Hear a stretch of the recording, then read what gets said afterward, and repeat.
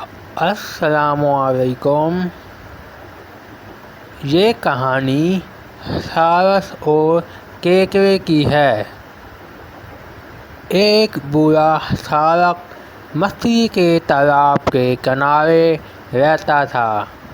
وہ اب مچھلی کے لیے بہت بوڑھا ہو چکا تھا اور اسے کھانے کے لیے ایک خیال آیا تھا۔ وہ اداس چہرے کے ساتھ پانی میں کھڑا تھا۔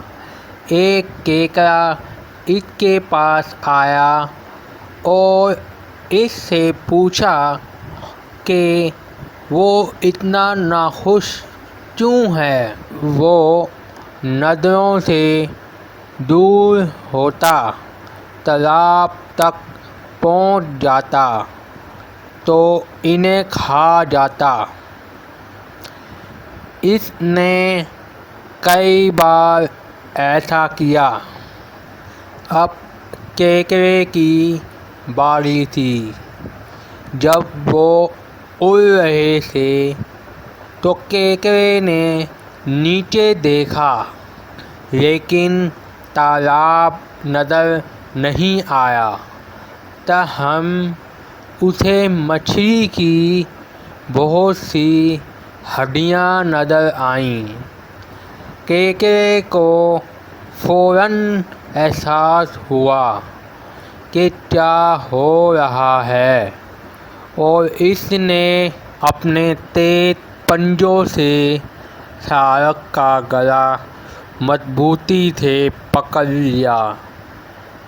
سارس نے آزاد ہونے کے لیے جدوجہد کی لیکن کیکڑے نے تھام لیا۔ جلد ہی سارس زمین پر گر پڑا۔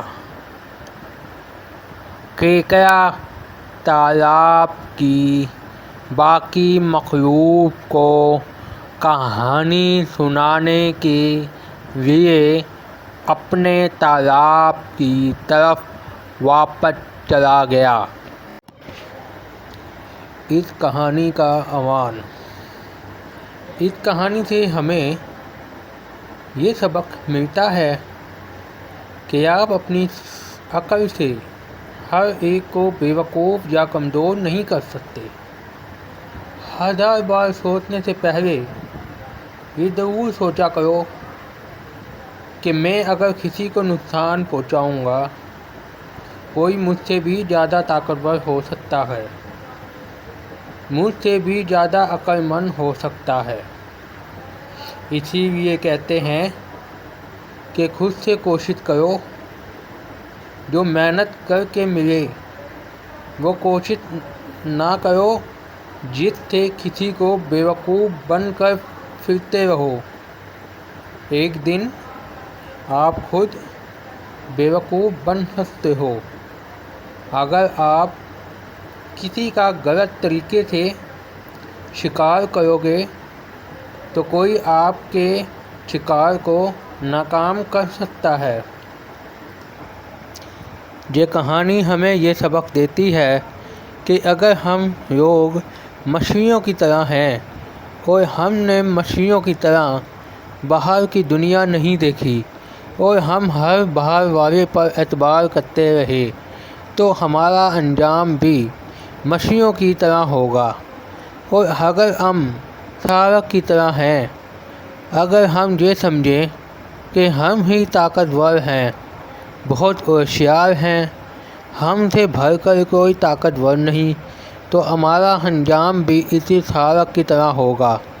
ایک دن ہمیں بھی کوئی گردن کاٹے گا۔